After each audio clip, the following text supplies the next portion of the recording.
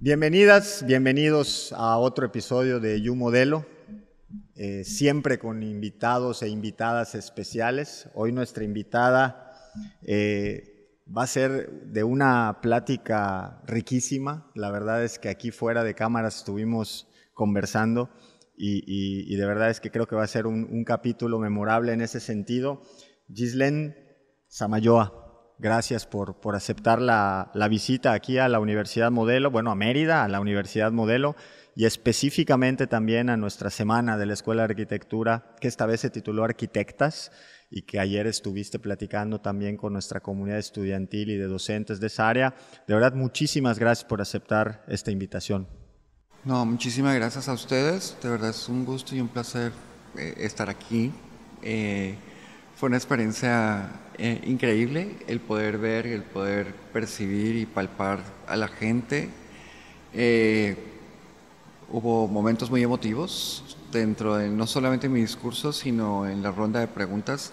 Pues como a la gente se le quebró la voz en algún momento, ¿no? Y saber que a lo mejor se siente y se palpan esos aclamos de lo que a lo mejor se requieren y que no habían visto o habían tenido la oportunidad de, si no autoidentificarse, por lo menos que alguien viniera de la comunidad LGTBIQ y que tuviera como esa apertura que les dio esa confianza, porque solamente al momento que yo salí al baño me siguieron cantidad de personas y ¡Qué padre! tardé más en llegar al baño para sacarme selfies con cantidad de gente y eso es muy bonito, es algo muy chévere porque creo que el mensaje le llega a la gente y eso es para mí lo que cuenta, ¿sabes? Me encanta. Y sí, creo que el rol que nos toca como universidad y particularmente con la misión de la Universidad Modelo, una parte de la misión de la Universidad Modelo dice que parte de nuestra misión es crear una comunidad cultural basada en la búsqueda y generación del conocimiento, capaz de proponer con espíritu laico, plural y democrático soluciones a los principales problemas del país y la región.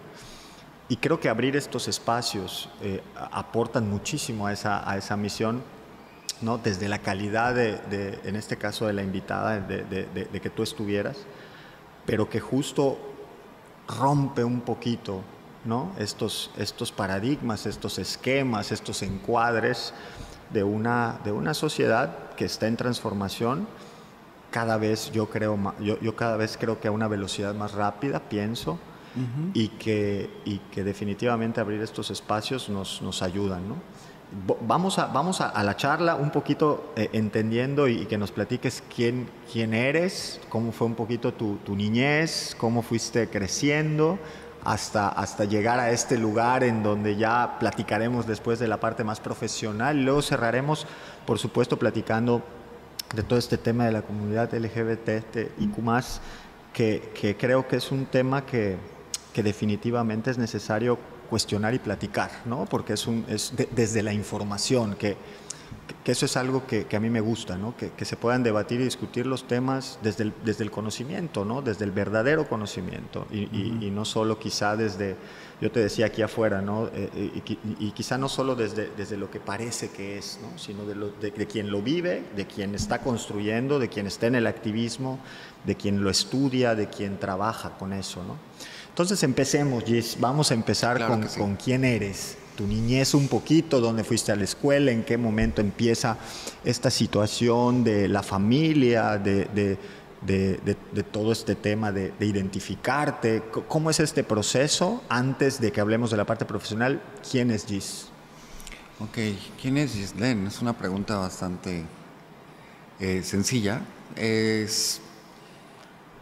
Ghislaine es simplemente una mujer que encontró como su camino a partir del amor, a partir del respeto, a partir de la comprensión de una familia. Y resalto no solamente mi madre es colombiana, mi papá es mexicano. Mi mamá llegó aquí a estudiar en México cuando tuve la oportunidad y pues venía embarazada de mí. Entonces, digamos que estaba destinada a ser madre soltera por los ámbitos que tenemos a nivel de familia por Colombia y que son como muy,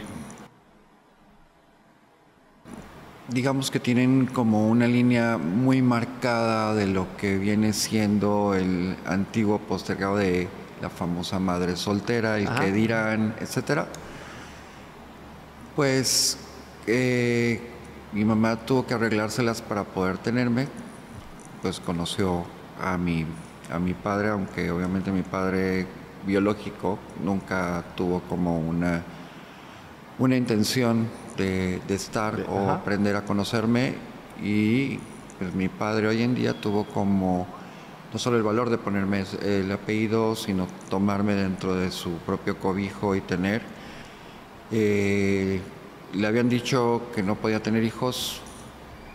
Definitivamente sí los tuvo, tengo 2 hermanos. Y pues casi seguiditos, ¿no? O sea, entre mi hermana y mi hermano se llevan 11 meses. Nunca nos hemos tratado como de medios hermanos, ¿no? Claro. Hemos sido familia hermanos, siempre, sin ningún problema. Y aprendimos muchos valores dentro de lo que a lo mejor se llamó, por lo menos para mí, yo lo llamo una transculturalidad, ¿no?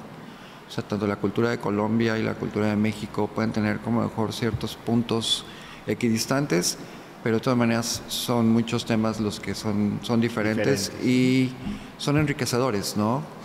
Cantinflas lo decía cuando fue a Colombia, dijo: yo nunca había visto mariachis como los que vi en Colombia, y la verdad yo diría que es un segundo México. Y hay muchas vertientes en eso, ¿no? En cuanto a nivel de cultura, respeto. O sea, el respeto a México yo creo que está muy arraigado en muchos países, a lo mejor de Sudamérica, pero en especial Colombia, ¿no? Es algo que sí lo he vivido, ¿no? Lo he percibido, y lo interesante es que a pesar de que mi mamá viniera ya embarazada de mí, pues nací en México, pero me terminaron llevando a Colombia para tener el registro allá. El caso es que volvamos un poquito a la parte del amor, porque mi mamá nos enseñó el amor de muchísimas formas y entendió, dentro de lo que era psicóloga, dentro de lo que era terapista y demás. En mi propio caso, porque mis hermanos no son completamente cisgénero, o sea, totalmente cisgénero. Ajá. Y yo, como ser una persona transgénero y una madre que comprendía y demás, pues entendió mi sentido de necesidad, de introspección, y también tener una familia que dentro de lo que vivíamos en la cotidianidad de la misma familia, pues era una persona extraña, ¿no? Mis primos nunca me trataron de cierta manera como más de la familia, inclusive hasta me relegaban de ciertas cosas porque no tenía derechos, etcétera. Cosas de infancia.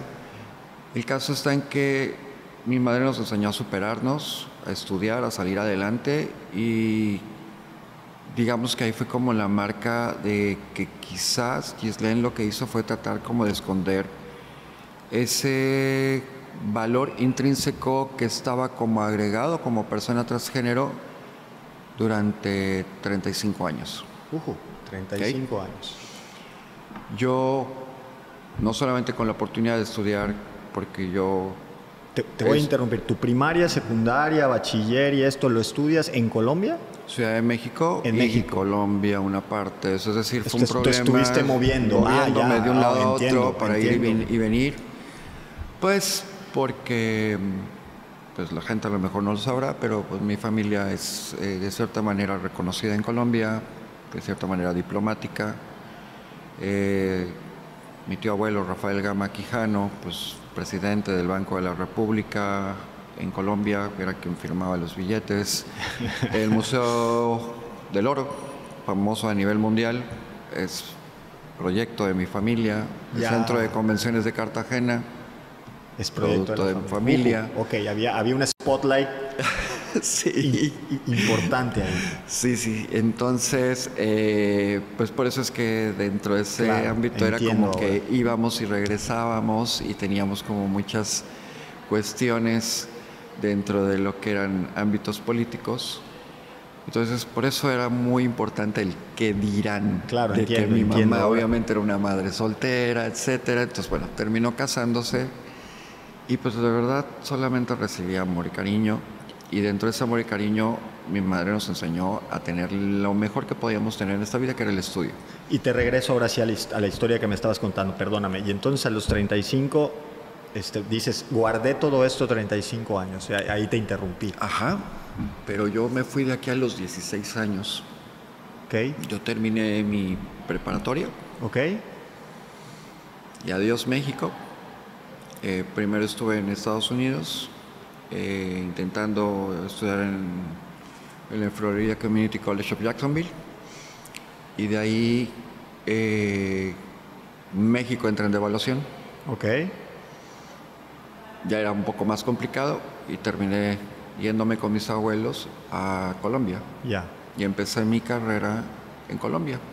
Al momento de hacer mi carrera en Colombia, pues yo ya sabía todo lo intrínseco y a lo mejor todos esos valores de cosas que yo escondía y que no sabía cómo interpretarlas, pues tuvo como una maduración y un crecimiento dentro de mí que se volvió creatividad.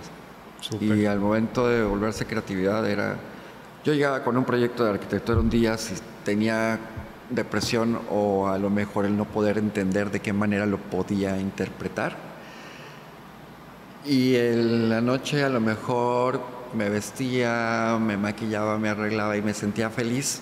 Y al siguiente día llegaba con otro proyecto y los profesores me decían, pero es que ¿Quién hizo eso? ¿qué hiciste anoche? ¿Sabes? Entonces, yo ayer lo dije en el discurso y creo que ese sentido creativo muchas veces sale a partir de cómo te desinhibe tu propio hemisferio creativo, ¿no? Y le digo que la gente se debería transvestir por lo menos una vez en su vida como para saber qué se siente ese sentido creativo de lo que sabe que es prohibido. Y al momento que lo libera, pues obviamente hay una euforia por poder hacer cosas o romper límites o salirte del cuadro, ¿no? Entonces, Ghislaine, a pesar de que fue dentro de un proceso adquirido, porque no lo traía congénito, ese proceso adquirido simplemente fue llevando de la mano a saber que, pues yo empecé con un proceso, son procesos de travestismo primario, travestismo secundario, y como yo le explico a la gente, el travestismo primario es el que a lo mejor estás en la universidad y sabes que es viernes y que vas a salir y que te vas a encontrar con unos amigos y que te vas a ir a tomar unas cervezas. En un ámbito trans o en un ámbito travesti es salir corriendo y esperar para poder llegar a tu casa, vestirte y estar con personas que tienen tu misma afinidad. Claro, claro. Y pasarla de igual manera como cualquier persona heterosexual, ¿sabes? El tema de tener un travestismo secundario es que se acaba el fin de semana y tienes que volver al estudio o tienes que volver al trabajo y estás buscando cualquier excusa para no volver, o te estás inventando alguna enfermedad para no volver, o llamando al amigo que tiene recetas o que está estudiando enfermería que te consiga una receta médica para no volver al trabajo. Ahí ya es un tema. Porque ya no es administrativo. Ya sí, el proceso ya se vuelve prácticamente de vida y de sentir y de necesidad. Claro, de una necesidad. Ahí yo creo que ahí está el tema, ¿no? Se vuelve una necesidad. Ajá. Entonces, sí, creo que yo pasé por esos procesos y dentro de eso fue el que yo tomé la determinación, porque inclusive dentro de la misma universidad tuve oportunidad de trabajar con cantidad de despachos, empresas, hasta que ¡pum!, entro a Coca-Cola. Ok. Coca-Cola Tocancipá era importante y pues Coca-Cola en Colombia es Postobón, que es una de las bebidas más importantes. Y como Postobón, pues obviamente Ardila Lule es la persona más importante, así como Carlos Slim en México. Ardila Lule es una persona emisaria de eso, ¿no? Y de ahí todo lo que se toma a partir de que yo entro a Coca-Cola y empiezo a trabajar, y yo lo he dicho en muchas entrevistas, pues empecé a viajar con una maleta de niño y una maleta de niña. Y dentro de lo que empecé a crecer a nivel profesional y que me empecé a especializar, pues tuve la oportunidad de ir a Santiago de Chile, tuve la oportunidad de participar en proyectos a nivel universitario en la Católica, y decidí hacer obviamente el posgrado de estructuras tridimensionales y vectorial, que lo que me dio fue como ese análisis de construcción y de poder innovar un poquito más en pretensados, potestados, claro, y demás. Ya una herramienta, como digamos, herramienta técnica, para poder saber cómo se construye, ¿no? Siempre me gustó mucho el diseño. Mi infancia era, mis papás se iban y yo, ¿qué voy a hacer con la sala? La voy a poner de cabeza, le voy a hacer pasajes, voy a poner estos cojines de esta manera, voy a hacer como si fuera una dovela, como si fuera un contrafuerte. Ya manejaba ese tipo de estructura. Entonces fue cuando dije, sí, definitivamente lo mismo es la arquitectura. Y ese razonamiento espacial pues me llevó a tener como esas opciones, y tengo que decirlo, o sea, Coca-Cola fue una gran alma mater, porque de ahí vino muchos vínculos que dentro de que estaba integrándome a Coca-Cola pues tuve la oportunidad de estar en la Bolivariana de Medellín y poder tener ese pensum que, tuve grandes profesores, no me puedo quejar. O sea, el tener clases con Simón Vélez, el tener clases con Billy Gobertus, el tener clases y que de pronto un fin de semana llegaba Teodoro González de León a impartir una masterclass o algo, ¿no? unas clases dentro de los... O sea, fue un privilegio que hoy que algunos de ellos ya no están, podemos seguir viendo o visitando lo que nos dejaron. Claro. ¿No? Ese legado que es importante. Y ahí fue para mí era como importante el poder hacer algo, y me puse a hacer una segunda carrera, que dentro de la segunda carrera fue casi intrínseca, aunque no existiera, porque fue el estudio de género. Y el estudiar mi propio condicionamiento al momento de viajar y demás, pues me volví como un investigador, porque esa investigadora que al momento de llegar a algún destino por parte de Coca-Cola, porque viajaba al Corte, Argentina, Santiago, Bogotá, Ecuador, Costa Rica, por todos lados, porque pues era obviamente lo que tenía Coca-Cola y era lo que abarcaba parte del trabajo. todo, ¿no?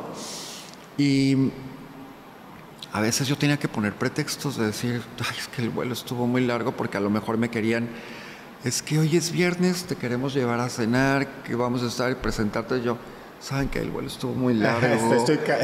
No creo que no voy a poder. No voy a poder. No, hombre, me llevaban, los convencía, quedé mal con mucha gente, tengo que decirlo. Y entonces tú te transformabas y hacías una... Lo interesante era que yo llegaba al hotel, se iba la camioneta o el chofer que me llevaba, cambiaba de maleta. Yo ya había investigado, ya sabía dónde, todo. ¿A dónde ir? Me salía de ese hotel, me iba a un hotel donde me cambiara, donde me alistara. No en el hotel donde llegabas, o sea, te movías a pues otro claro, hotel. Porque era corporativo. Qué cosa. Y de ahí, qué increíble. Me iba a los eventos, a los sitios que había en la zona. Conocí mucha gente trans, drag queens, LGBT, queer, non-binary. Y yo empecé como a tomar notas mucho de los ámbitos trans. Claro. Y todo era negativo. Todo era negativo, todo era imposible, todo era malo. Y yo decía, esto es lo que yo me siento y hacia dónde quiero ir. Y está tan golpeado por la sociedad, está tan maltrecho que no tenemos ni siquiera una opción de poder ver lo positivo. La familia termina echando, te relega, te echa de su casa, cordones de miseria, trabajo sexual, prostitución, drogadicción. Yo decía, eso es lo que yo quiero para mí, dentro de lo que yo sentía. Entonces me lo propuse que debía ser como un reto y yo decía, pero si lo que estoy y lo que yo siento, no siento que esté mal. Claro, claro, para ti era muy genuino, ¿no? Para ti era como... Sí, claro. Yo me siento pero bien bueno, así. a eso le sumamos obviamente las horas de depresión, mal genio y todo lo que yo tenía que a lo mejor forjó un carácter. Claro. Porque era tan visceral lo que sentía que no podía hacerlo, no podía permitirlo porque no había ni siquiera información de internet. Estoy hablando de 1991, 92, claro, apenas estábamos en pañales, la información que había, yo caminaba y caminaba y caminaba horas y sacaba información de los kioscos donde vendían periódico o revistas, donde habían artículos clasificados totalmente de descalificación hacia la comunidad LGBT. Pero eso fue como mi herramienta para empezar. Entonces empecé... Para hacer los mujercitos. Sí, ¿no? El tal peyorativo joto y tal y demás. Y todo lo que se hablaba dentro de los términos, hombre vestido de mujer, lo asesinaron por tal. Esas eran mis notas de estudio. Claro. ¿No? O sea, para saber que y en algún momento sí remarcó un proceso que era como muy negativo para mí. Claro. Y decía, ¿cómo voy a lograr? Y era algo titánico el poder cómo llegar a darle la vuelta.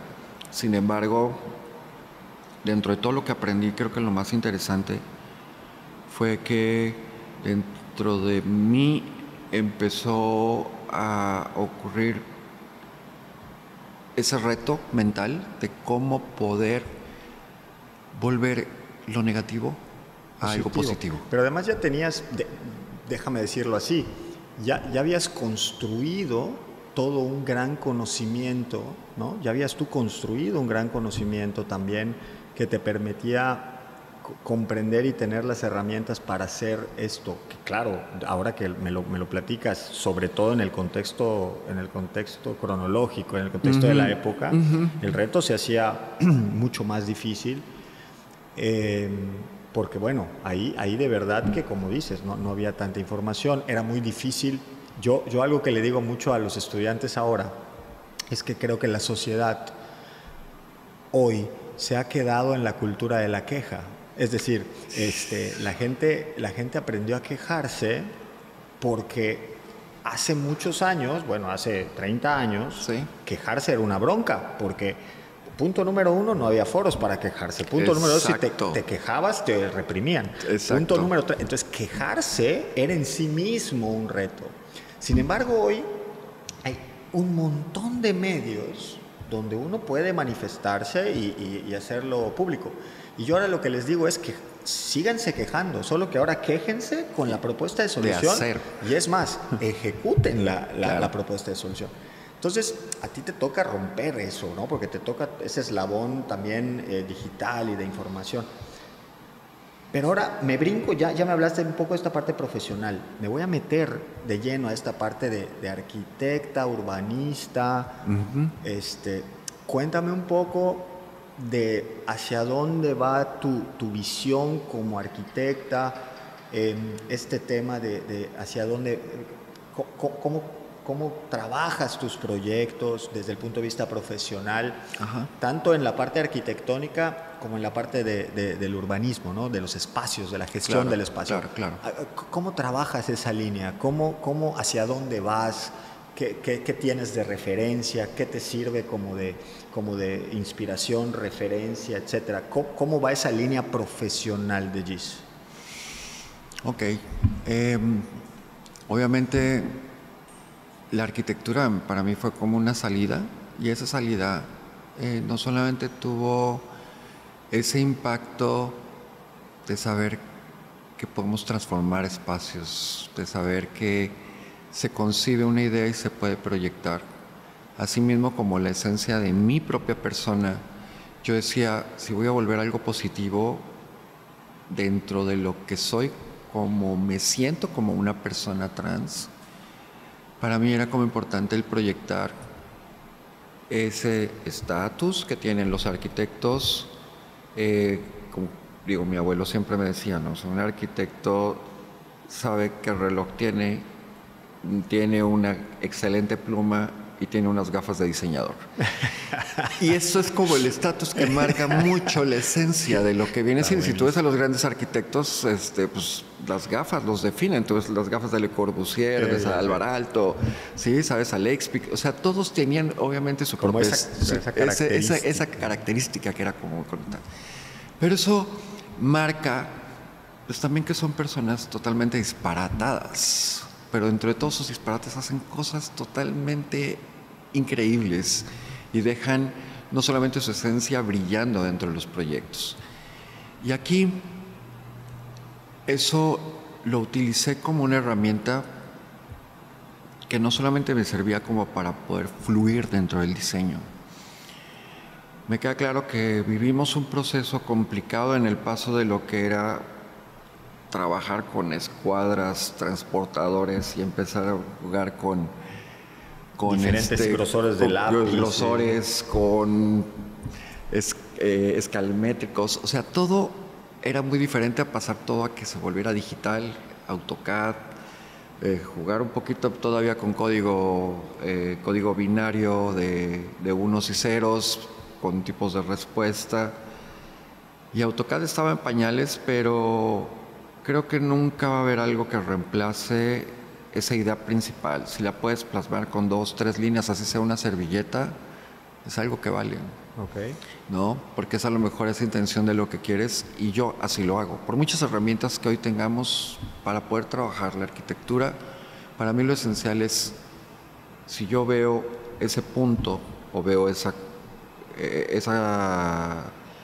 línea hecha por una línea con un espacio consecutivo de puntos que me da obviamente esa alineación, es que yo empecé a pensar doble y empecé a estudiar, es que cisgénero es una alineación.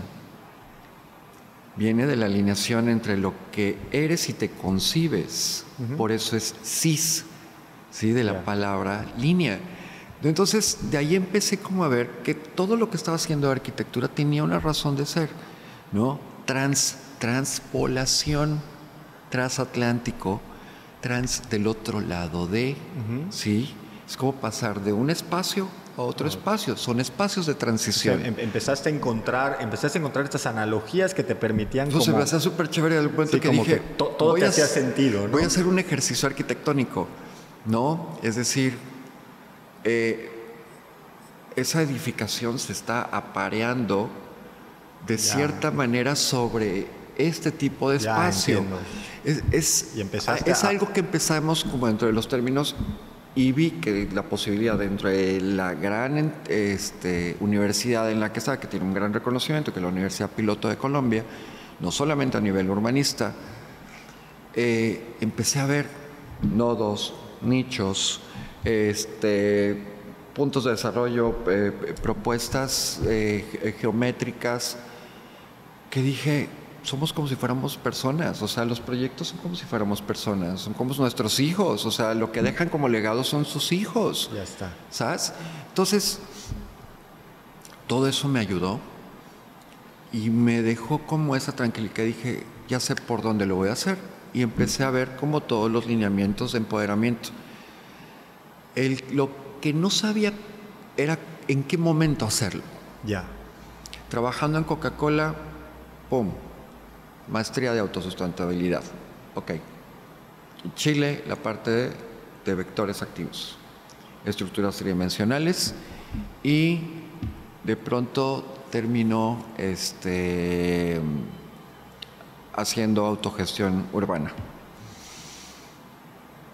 Y de ahí sucede algo importante, que es que todas esas herramientas que escogí no solamente iban en un sentido progresivo, pero ¿en qué momento iban a ser Gislaine? Coca-Cola fue una gran apertura, y los proyectos, entre cada vez que me iba mejor, más lejos estaba de lo que yo sentía que debía haber sido. Ok.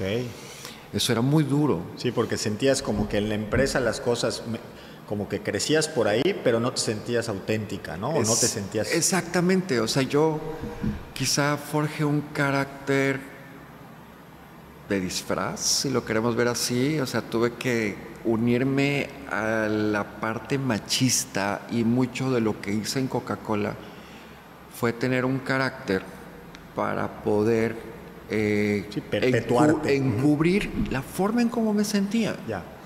¿No? Y eso no era bueno, porque todo me lo estaba tragando, todo lo estaba conteniendo. Lo somaticé tanto que al momento de somatizarlo, en el proyecto más importante de Coca-Cola, que era volver a México con 10 líneas de producción, que era el proyecto Azteca en Toluca, y habiendo comprado Sideral Mundet, y la vieja planta era desmantelar las líneas de producción y llevarlas a Toluca y hacer todo un nuevo diseño de todas las propuestas semi-industriales. Había mucho dinero por medio. Claro, me imagino. Y había una gran presión. Y yo me acuerdo que de pronto, desde esa noche antes del kickoff, mis manos empezaron a calentarse. Yo no entendía por qué, pero sentía calor dentro de las manos. No dormí bien, me acuerdo que despierto y sabía que yo tenía que llegar al proyecto de kickoff. Llego al proyecto, tengo mis asistentes dentro de lo que estamos desarrollando como departamento de diseño. Teníamos a todas las empresas que iban a participar, desde KHS de Alemania, para poder hacer ensambles. Claro, toda la parte, tanto industrial me refiero, como industrial de construcción, y arquitectónico, ¿no? Claro. Y en ese momento el brazo me empieza a temblar, no hay manera de pararlo, y terminó en una postura en que lo único que dije, le volteé a uno de mis asistentes, le dije: llámame a mi mamá, no sé, no me estoy sintiendo bien, algo me va a pasar. A continuación despierto en el hospital con una cirugía de una laparotomía completamente, porque me estalló el colon. Híjole. Estalló el colon en punta escopeta. Repito, por eso no es malo, es muy malo el reprimirte, porque de alguna manera el cuerpo te lo termina cobrando. Ya. ¿No? Y en ese caso, cuando yo desperté y vi que tenía aperturas, tenía tensores, aparatos yo dije: me morí. Y te pasa por esa cabeza ese momento que dices: pues ya no quiero seguir viviendo, ¿sabes? Y me dejé morir. Les costó trabajo a los médicos tratar de recuperarme. Mi mamá fue la que llegó y casi con cachetadas me dijo: ¿por qué te estás dejando morir? Y yo nada más la vi y le dije: pues porque no soy lo que quiero ser. Claro, o sea, no me está tocando ser quien quiero ser, ¿no? Lo mejor de todo fue: ¿qué necesitas para ser feliz? Yo: desaparecer todo lo que soy. Me dijo: ¿qué? Yo te voy a ayudar. Le dije: pero es que tú no sabes, tú no tienes la menor idea, ni siquiera yo qué sé. Y yo desde hace mucho tiempo te vengo observando y sé que eres muy diferente a lo que yo esperaba. Claro. Yo me impresioné y me dijo: yo te voy a ayudar, yo voy a hacer tu guía, te vamos a... Me dijo: yo inclusive ya hablé con tu tía porque sé a lo mejor que quieres ser una mujer. Y empecé a recibir ese feedback y nunca me lo esperé de mi mamá. Wow. No, debió haber sido un momento como increíble, ¿no? Mi mamá sabía que yo tenía escondidos en tal sitio, pero yo le digo a la gente que pasamos por un proceso de closet. Tenemos una conversión de closets. Primero nuestro closet a lo mejor se vuelve la covacha, ¿no? A lo mejor debajo del colchón, a lo mejor tu propio auto. Sí. ¿No? Sí. Y después termina siendo tu propio apartamento. Entonces, son todos esos procesos de transición de closets. Y para mí, que mi mamá supiera todo eso, y me dijo: inclusive estoy pensando tomar un curso de aplicaciones, lentejuelas, con tu tía, porque ya sabíamos y a lo mejor tenemos que ayudarte. Y yo, wow. No. La paré en seco y le dije: ma, te amo, gracias por todo lo que me acabas de decir, es un gran alivio. Y fue una especie de renacer entonces, las ¿no? cosas tienen que tener un orden, Y dentro de ese orden le dije, número 1, te amo muchísimo, pero no voy a terminar siendo una persona drag queen, soy una persona trans. Y dentro de lo que yo ya tenía de conocimiento de muchísimo tiempo atrás, le empecé a explicar. Claro, claro. Me dijo, ¿qué vas a hacer con tu vida? Me dice, ¿qué vamos a hacer ahorita con Coca-Cola? Y dije, sí, me dijiste que borrón, que necesitaba, borrón claro. y cuenta nueva. Yo me retiro de Coca-Cola. Obviamente Coca-Cola no me dejó retirarme porque obviamente había invertido mucho en mí, eran muchos años. Y de esa cuestión sale el amor de mi mamá de decirme, ¿qué vas a hacer con tu vida? Yo te apoyo. Yo le dije, pues lo mejor que sé hacer, lo que más me gusta, arquitectura. La carcajada fue sonora, hasta las enfermeras se reían, porque decías que eso nadie lo ha hecho, ¿no? Y esto tiene una anécdota bien bonita porque tuvieron que pasar casi 12 años para que de pronto mi mamá me llamara a las 7 de la mañana diciéndome que estaba en Atlanta con mi hermana y que estoy saliendo en todos los noticieros de CNN porque la BBC de Londres me puso entre las 100 mujeres más importantes y que ella qué tan equivocada estaba y de que cuánto le he enseñado yo a la sociedad para poder tener esa propuesta de aceptación. Y repito, como que todo era amor. Y en su momento yo no sabía qué hacer, yo no sabía cómo hacer arquitectura y todo. Y yo dije, pues lo voy a hacer de igual manera como lo hago normal, simplemente me voy a presentar de otra manera y como soy, y ya vivo dentro de un proceso de transición. Tengo un equipo de trabajo privilegiado. O sea, tengo que decirlo, soy muy privilegiado porque tengo un equipo de trabajo que me apoya en mis proyectos.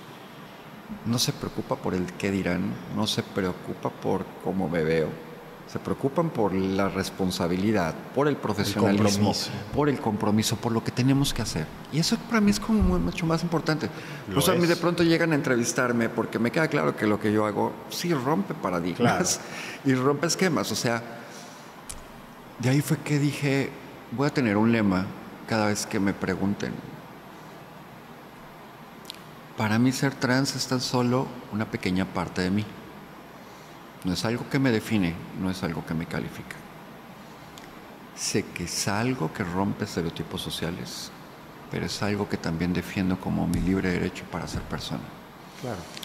Y ese lineamiento fue el que me dio esta posibilidad de empoderamiento y que de pronto era noticia por todos lados y que soy una mujer arquitecta y que es trans y está teniendo la responsabilidad sobre este proyecto. Está TEN Arquitectos, está trabajando con una arquitecta que es trans, están haciendo un proyecto para Masonería de México y está dirigiéndolo una persona trans. Pues, no sonaba, ¿no? Por todos lados, claro. ¿Sabes? Entonces se empezaron a meter en mis entrañas de cómo diseñaba, qué hacía, qué tipo de proyectos y de pronto proyectos, pues es un proyecto arquitectónico hecho derecho, ¿no? Son Max Stores que venden y que tienen una imagen, tienen un diseño y una propuesta y no es algo que esté salido de las calles, ¿sabes? Entonces,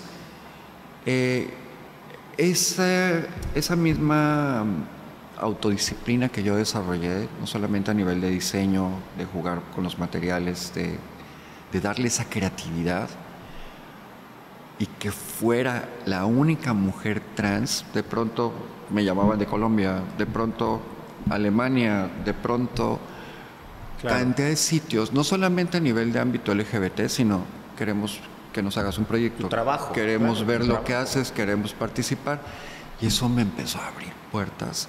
Y yo dije, wow, si pensaba que iba a ser todo lo contrario, hoy en día por ser trans tengo trabajo, hoy por día ser trans no solamente tengo otros campos y otros ámbitos, y así empezó por todos lados. A partir de la BBC de Londres vino algo bien importante y quizás lo más álgido que he hecho en activismo es que la ONU me llamó. Okay. Y la ONU me dijo, Yeslen, necesitamos que des un mensaje para empoderar a las mujeres de las nuevas generaciones. Porque si lo que hace un hombre es borrado, o sea, es borrar a las mujeres en los ámbitos de construcción, en los ámbitos de arquitectura, es tan difícil que una mujer termine obviamente siendo no solo arquitecta de a lo mejor diseño, pero sí arquitecta de construcción. Claro, que además haga Es ese proceso. Es muy complicado, y que llegues tú como mujer trans y lo hagas, le des 3 vueltas y te rías de los despachos, de las propuestas, de las obras en construcción, y que les des cátedra, porque me han llegado a cuestionarme. Es bien interesante porque a partir de eso, que ahorita lo voy a decir, es que la ONU, por medio de una anécdota que surgió en un medio, porque yo dije, pues es que yo simplemente un día le empecé a gritar a mi gente, sácame un plomo, veme a poner allá por favor sácame esa flecha, por favor, necesito el nivel de manguera, todo para poder sacar todo lo que estamos trabajando en obra. Y la gente pasaba y se me quedaba viendo. Yo no le paraba bolas. Seguía en lo mío. De pronto llegaban y, oiga, ¿usted está dirigiendo la obra? Yo, sí. Oye, Crispín, ¿por qué no le metes este tipo de remate acá? ¿Por qué no le metes ese remate de acabado de tipo de cantera? Enderezame esto. O sea, yo seguía trabajando y la gente aquí de pronto, oiga, ¿y usted sí está dirigiendo la obra? Y yo, sí, claro. Ah, ¿y ustedes de esas personas como las que están ahí en la calle? Y yo, perdón. Y dije, oh, sí, le tengo que decir, digo, con mucho respeto se lo digo, o sea, sí soy una mujer trans, pero soy arquitecta. Claro. Me dijo, ¿y eso existía? Dije, pues si no existe, pues por lo menos yo lo estoy haciendo. Exactamente, sí. Yo aquí estoy, ¿no? Ok, ya será un caso, ¿no? Al ratito y de pronto pasaba alguien más y de pronto era que veías que me veía a lo lejos, de pronto o pasaba y me veía y de pronto te das cuenta y de pronto estaba espiándome detrás de un Volkswagen así, viéndome que yo qué estaba haciendo. Se acerca después de 2 o 3 horas y diciéndome, oiga, los dueños saben que usted está dirigiendo la... Yo supongo que sí, porque ellos fueron los que me contrataron. Entonces, para no hacer el cuento largo, a los 4 días me invitaban a comer y querían saber sobre mí y por qué y cómo estaba haciendo, y así me empecé a acercar a mucha gente, y hoy hasta eso tengo como grandes conocidos por este tipo de situaciones. Cuando lo ve la ONU y que ve que el problema principal son las mujeres, pues obviamente por la situación de Kamala Youssef, por todo lo que está sucediendo a nivel de ataques de ácido y demás, necesitaban un emblema de empoderamiento. Pues qué mejor que alguien que se esté enfrentando al heteropatriarcado y esté metida en una de las ramas más machistas y recalcitrantes y en México, que una mujer trans. Y me llaman para poder dar un discurso para empoderar a las mujeres de las nuevas generaciones. Fue algo que a mí se me salían las lágrimas, es algo espectacular, obviamente, el estar en la ONU y poder dar ese mensaje, claro, en un foro para que las mujeres se sintieran cobijadas de alguna manera. Pues sí, la verdad fue algo muy emotivo, fue algo muy chévere. Pero yo sabía que pues eso era simplemente como tipo guirnaldas que de alguna manera podían simplemente adornar lo que hago, pero no es algo que me dé trabajo, no es algo que me des parte activista, es un mensaje, qué bueno, pero pues mi vida sigue, ¿no? Y sigo en la arquitectura, y me empecé a meter a nivel, de cierta manera, político, pero de forma política yo ya venía trabajando en que mis propias historias las empecé a poner en redes sociales, e hice un grupo que se llama Grupo de Personas Trans por los Objetivos, ¿sí? Tenemos objetivos a corto, mediano, largo plazo, ¿no? Y para mí era importante armarlo de esa manera porque para mí era importante que hubiese cambios en la inmediatez. Sí, claro, o sea, cosas que pasaran ya, pero también que la transición, digamos, de mediano y largo plazo también se diera, ¿no? Claro, entonces empató 2010 con los cambios de México de matrimonio igualitario, después vino el cambio de gobierno, el cambio de COPRED, y de ahí formular a México como un país LGTB amigable, y cambios en estructura política, discriminación, y todo eso se fue como formulando, que no solamente dio cabida a que todos teníamos un respeto más equitativo, aunque no sucediera así. Cuando a mí me entrevistan que yo qué pensaba sobre eso, yo les dije, esto es como una obra, estamos apenas haciendo el descapote de terreno, tenemos que cimentar, tenemos que levantar el primer nivel, y aún así vamos a tener problemas en que a lo mejor la estructura de las losas se nos vayan en declive por muchos problemas que puede haber para poder seguir cimentando al siguiente nivel. Y es así. Y así lo expliqué. Y mucha gente, sin ser arquitecta o ingeniera, obviamente lo entendieron. Pero los cambios no iban a ser inmediatos. Tenían un proceso. Al día de hoy, llevamos ya 13 años con este cambio. Y dentro de este cambio, sí hay cosas que son para bien, y que a lo mejor esa propuesta visible y lo que está pasando en la actualidad es algo que para mí es supremamente importante. Es más, hay un artículo en el que yo dije, si lo estamos viendo en las series, que ya está Caitlyn Jenner, que por este lado está Laverne Cox, que por este lado está ganando un Oscar, una mujer fantástica que está ganando... Es porque en la vida está sucediendo. Claro, es una consecuencia. Es la consecuencia. Y de ahí fue que digo, pues sí existe, es porque debe ser natural.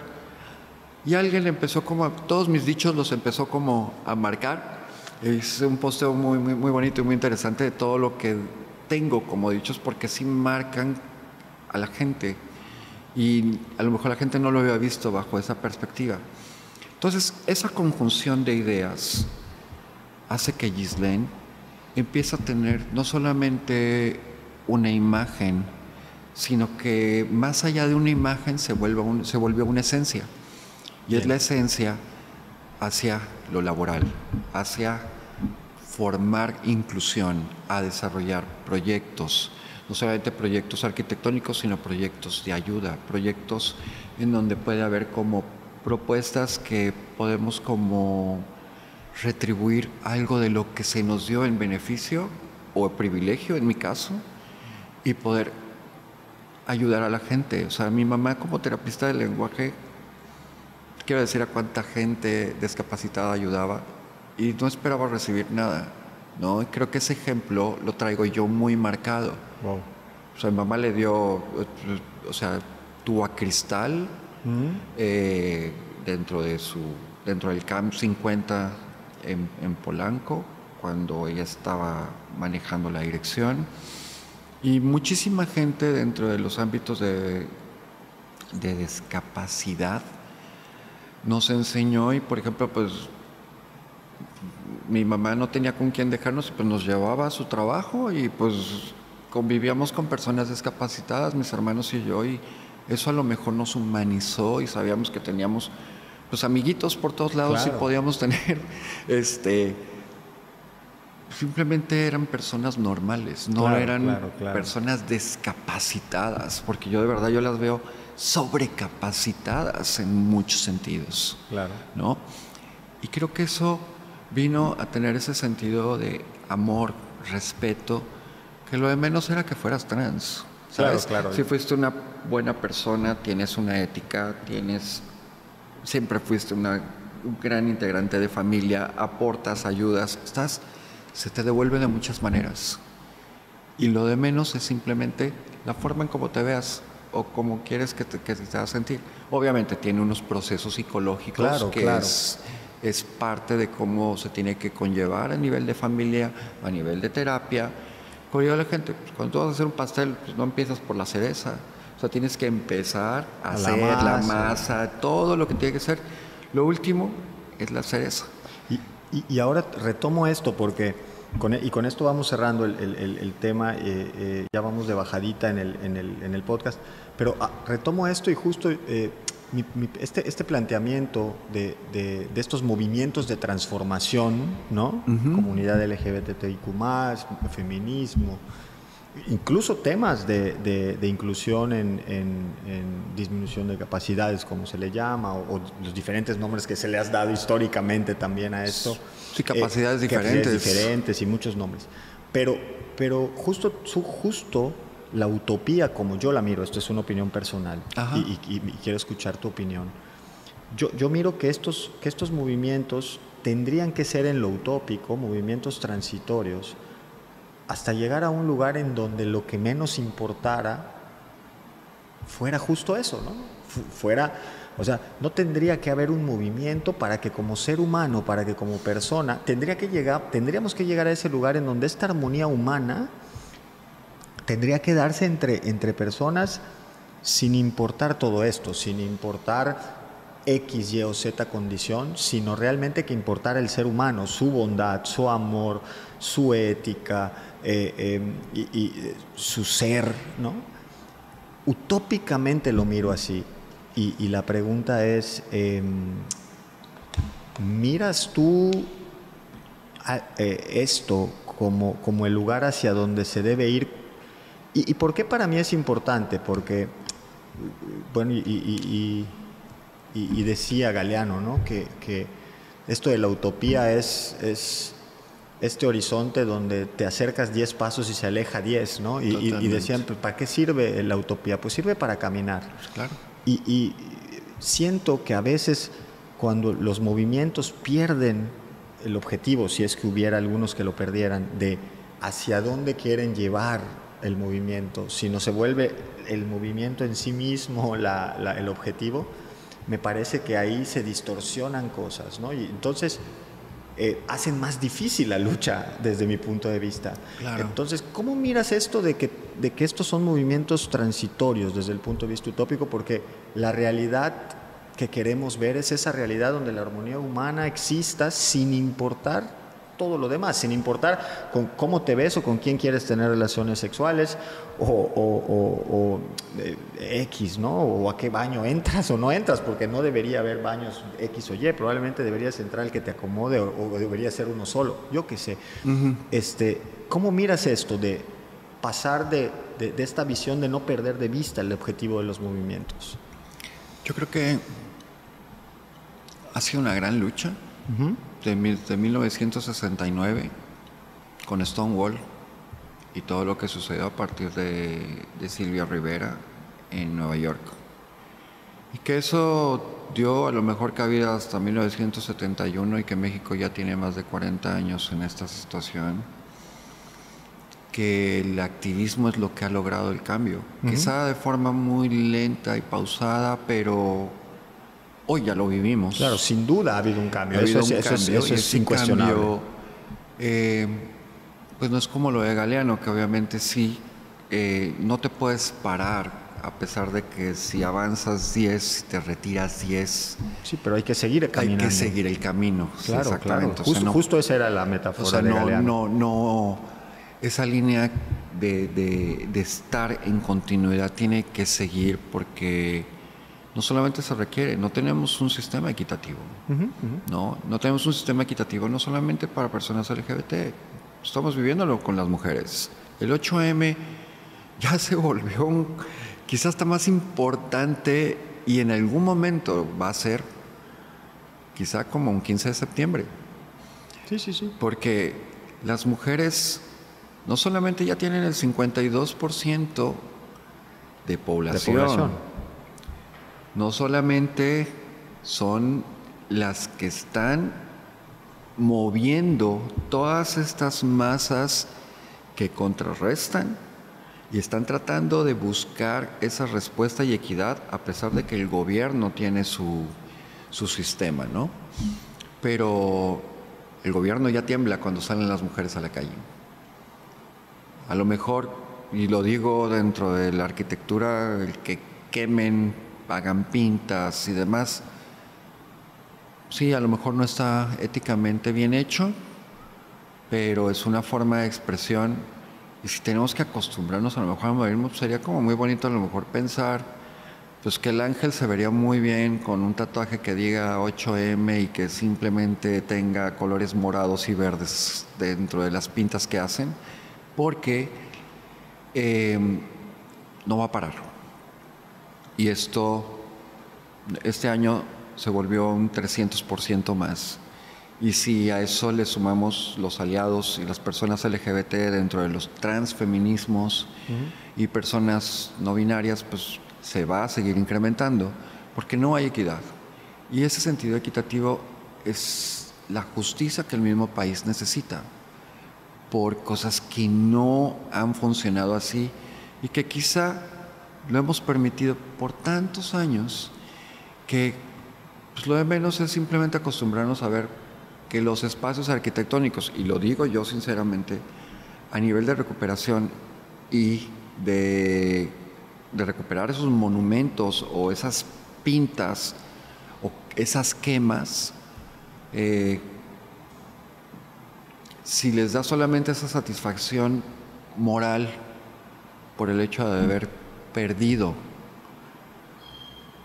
a una persona dentro de su familia, haber vivido violencia, haber sido asesinada, haber sido desaparecida, no habría arquitectura o movimiento o emblema escultórico dentro de la arquitectura que recupere una vida perdida.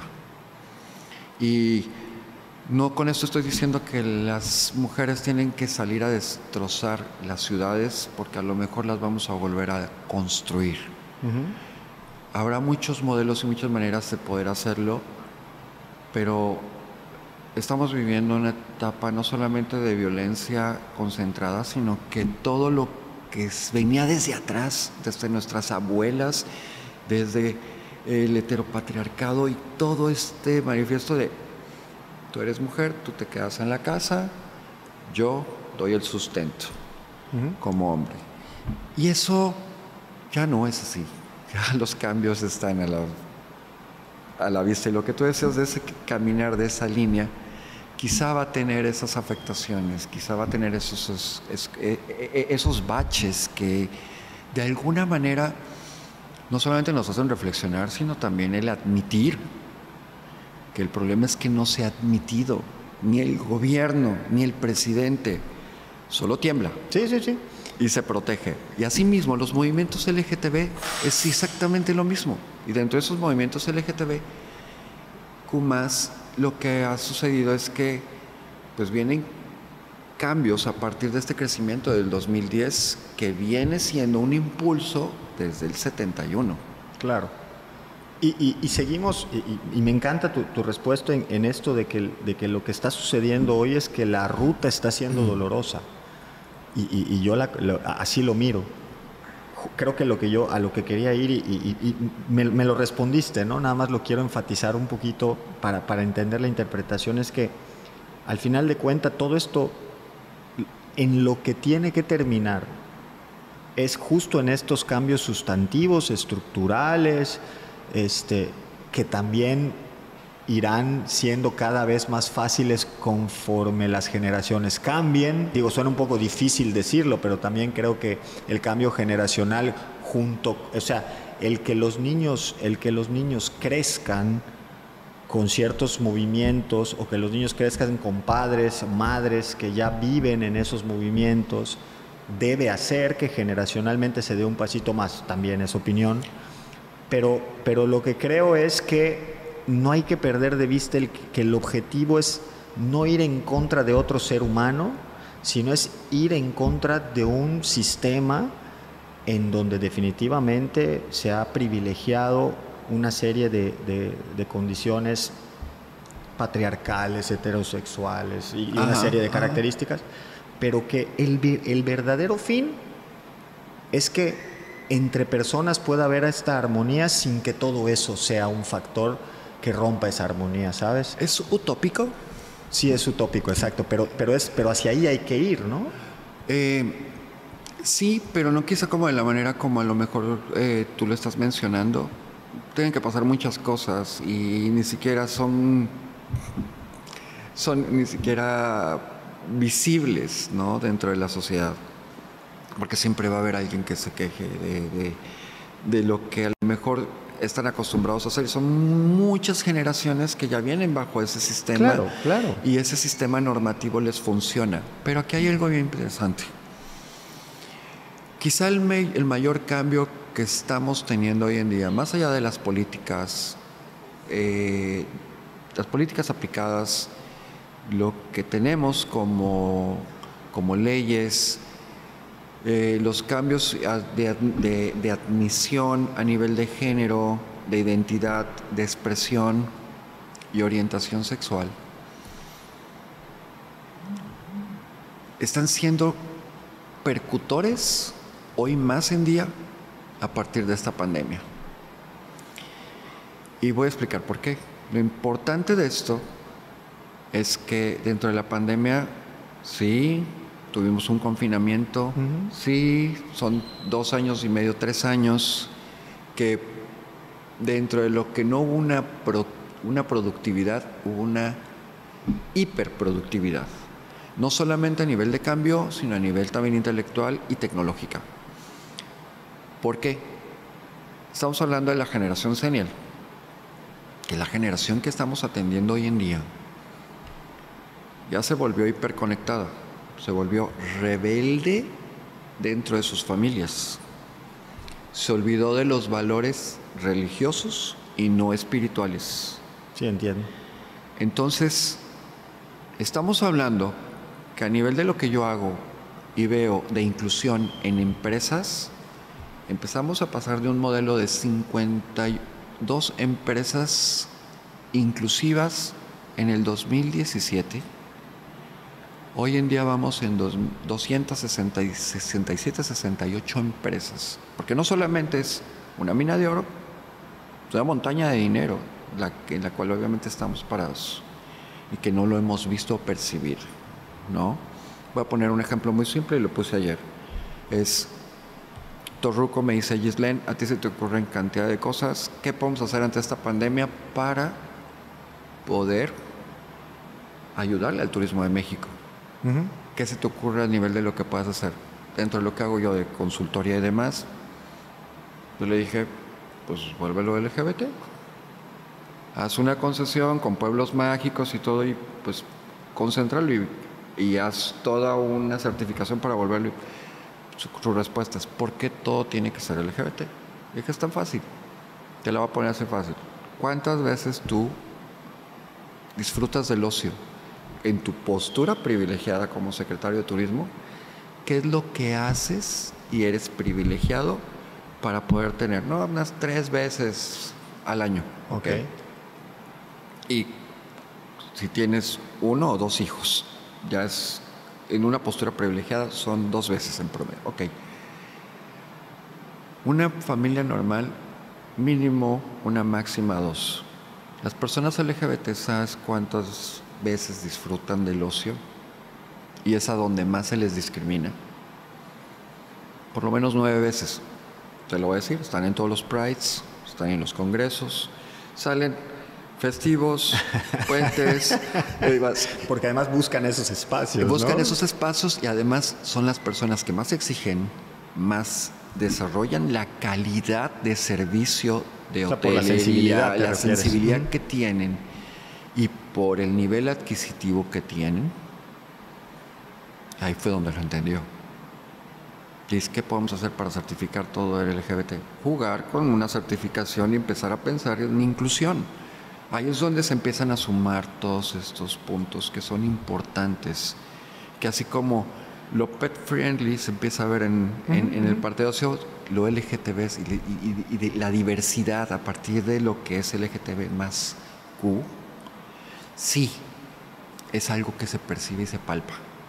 Entonces, como le digo yo a la gente, y lo estoy viendo obviamente en algunas de las empresas dentro de las que tengo ahorita inserción, y es, No le demos más de 10 años y vamos a tener directivos LGTBQ+,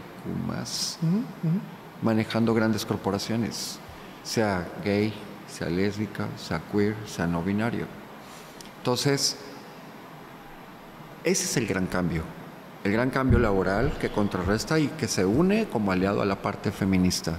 Y esa parte feminista a nivel de mujeres y a nivel de empresas como procesos dinámicos y políticos de respaldo dentro de nuestro país se empieza a ver. Es difícil porque a lo mejor Ciudad de México es solamente un oasis y hay que irlo expandiendo a todos los estados. Sí, pero también empieza a suceder en otros estados. Digo, de manera más incipiente, pero creo que empieza a suceder. Sí, empieza Monterrey. a suceder. Sí, empieza a suceder. Yo, gracias, Giselle. Yo creo que podríamos platicar horas y horas. Tenemos que ir cerrando el podcast. Hace un momentito que platicábamos y creo que eso disfruto mucho de esta charla que estábamos platicando, y yo te contaba un poco de la historia de la Escuela Modelo y te decía que nació justo en 1910, cuando estaba el movimiento revolucionario, ¿no? Y te decía que hubo gente que pensó en que sí había que hacer revolución, pero había que hacerlo desde las ideas, desde la educación y no tanto desde las armas. Y me dijiste una frase fuera de cámaras que te dije, esa te la voy a tener que preguntar en el podcast, porque esa frase me pareció genial y creo que habla mucho de la orientación de la lucha. ¿Me puedes repetir lo que me contestaste cuando te conté eso? Uno de los lemas que tengo, que es muy famoso porque obviamente pues yo no salía de las marchas como las personas trans salen obviamente a mostrar todos sus atributos, y digo, no estoy en contra de eso, pero creo que también si queremos obtener respeto tenemos que respetar a la sociedad. Y para mí era más importante lo que podía hacer en redes o a lo mejor en ciertos espacios de difusión, como si fuera como un megáfono, y se me ocurrió decir que yo me quedo más con un activismo inteligente antes que insurgente. Y boom, empezaron a ponerlo por todos lados y mucha gente lo empezó a retomar, y creo que pues ahorita es un ejemplo prácticamente de la universidad y creo que también le queda. Sí, no, me encantó la frase y creo que habla de esto que tú has construido, ¿no? Desde tu historia, desde tu trabajo, desde quién eres. Y bueno, este podcast siempre acaba con 3 solicitudes para los invitados, para las invitadas. Okay. Y te las quiero hacer como invitada. Y la primera solicitud es que nos cuentes algo que crees que públicamente no has contado y que quieras compartir en este momento, después de haber platicado lo que hemos platicado, algo que se te ocurra que no has compartido públicamente y que te gustaría compartir. Puede ser algo muy simple, pero algo que te gustara compartir que crees que no has compartido públicamente. Públicamente, digo, quizá soy una persona de cierta manera reservada. Ajá. O sea, tal vez en muchas formas me gusta hacer y no estoy buscando como el reconocimiento, ¿sabes? De alguna manera, algo que voy a soltar de anécdota fue que a lo mejor que digo que mi activismo ha tenido impacto, y es a lo mejor el que un padre se me acercara a mí estando en un aeropuerto en Colombia, volando directamente para Cartagena, porque sabía que yo iba a estar en Colombia en algún momento, y se fue a hacer guardia. Cuando me ve, llega y se me acerca, me da un súper abrazo. Yo no sabía ni quién era, al principio no entendía. Y cuando me dijo que me daba las gracias porque su hijo, que hoy es su hija trans, al momento de estar buscando información, encontró un grupo de personas trans por los objetivos, que hoy es Trans por Objetivos, encontró uno de los mejores mensajes de apoyo y no se suicidó. Wow. O sea, a mí me quebró de tal forma el saber que dices, ya con eso vale todo lo que hice. No estoy buscando un reconocimiento o algo, porque en realidad no es que haga gran cosa, es simplemente dar como esperanzas de vida, de salidas de depresión, de quizá mucha gente que se me acerca y que a lo mejor busca ese ímpetu, esa propuesta, ese valor, y que a lo mejor muchas veces es mal dirigido. Claro. ¿No? Y si lo muestras, y si lo tienes entre exactamente, está mal orientado por trabajo sexual, por todo lo que ves en redes, y al momento que tú pones la palabra trans te pueden salir cantidad de connotaciones. Ok. Y yo me he preocupado que por lo menos la mía tenga la connotación de educar, de dar a conocer, de respetar, y por eso tengo muchísimos aliados. Súper. Y eso pues es algo donde dices, vale la pena. Genial, te agradezco muchísimo, Gis. La segunda cosa es que ya que conociste a la Universidad Modelo, ya que estuviste un ratito con la comunidad estudiantil, con algunos y algunas de las y los docentes, has estado aquí en el podcast.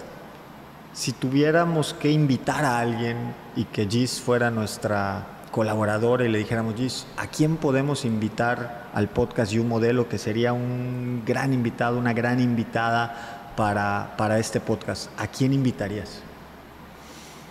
¿A quién invitaría? ¿De los ámbitos, de cualquier ámbito? De cualquier ámbito, un personaje, alguien que tú crees que aportaría como parte de una, no sé, de una visión, de una postura, desde lo profesional, desde el activismo, desde lo artístico, desde, no lo sé. ¿Quién te gustaría ver, o a quién te gusta a ti, o quién es un referente que tú invitarías y te gustaría ver en un foro como este? Fíjate, yo invitaría a otra persona, no solamente también pertenece a la comunidad LGBT, pero antes de todo lo que vivimos y lo que tenemos y disfrutamos, no solamente con ese privilegio, viene toda esa repercusión de la educación, de alguien que de verdad a mí me ha marcado mucho y que quiero muchísimo, aunque desafortunadamente la tengo muy, muy lejos ahorita. Sería lo que yo pude en su momento ayudarle a Felicia Garza. Felicia Garza. Híjole. O sea, sí. Felicia Garza... Sí, bueno, creo que no como solamente referente, ¿no? hemos tenido muchísimos temas en común, pero podríamos estar hablando de algo que ni siquiera hemos considerado el valor de lo que pudiésemos perder al momento en que Felicia ya no exista. Ok. No solamente a nivel televisivo, no solamente a nivel radial, a nivel de cultura, de novelas, la OTI. Sí, O sea, son gran emblemas. O sea, Felipe Gil, y dentro de su transición para ser Felicia Garza, no solamente abrió su corazón conmigo de muchas maneras, es una persona que admiro por el gran nivel de inteligencia, elocuencia y lucidez que tiene, no solamente como profesional, sino también como persona, que creo que sería algo interesante el que pudiera venir y aportar algo dentro de esto. Me encanta, gracias. Y la última, este podcast se llama You Modelo, y lo que queremos es también darle a nuestra comunidad estudiantil y a quienes nos miran, darles referentes, darles modelos a seguir. Y si yo te tuviera que preguntar, Gis, ¿en qué eres un modelo a seguir? Quiero decir, si completáramos la frase, Gis es un modelo de, ¿qué se te ocurriría? ¿Eres un modelo a seguir en? Yo creo que soy un modelo a seguir en quizá lo que más se percibe y que yo sé que así es y que lo tengo soy un modelo humano. Humano. Un modelo humano que complementa ética. Soy una persona muy noble. Soy una persona que a lo mejor simplemente, así como recibo, doy. y de esa manera la vida me compensa con muchas cosas. Y yo, si algo tengo muy claro, es que para mí es como muy bonito el hacer cosas, pero lo más importante para mí es llegar a mi casa a descansar y poner la cabeza en la almohada y saber que hice algo bueno, ayudé a alguien, hice algo interesante, propuse, y que estoy como en esa hiperactividad de buscar cantidad de cosas en las que participo a nivel empresarial, o que tengo un negocio propio, o que trabajo en arquitectura, o que estoy en tal proyecto. El tratar de abrir que lo que me llueve a mí lo pueda salpicar a alguien más. Padrísimo. Pues hemos tenido aquí en You Modelo a Ghislaine Samayoa, pues que es nuestro modelo a seguir de ética, de nobleza, pero sobre todo de ser un gran ser humano, una gran persona. Gracias, Gis. No, muchísimas gracias a ustedes, es un placer, estoy más que feliz y encantado de estar aquí y creo que podemos hacer muchísimas cosas, podemos tener lo más importante, el comienzo de una gran amistad. Así será, estoy seguro que así será. A nuestra comunidad, hasta luego, nos vemos en el próximo capítulo de You Modelo.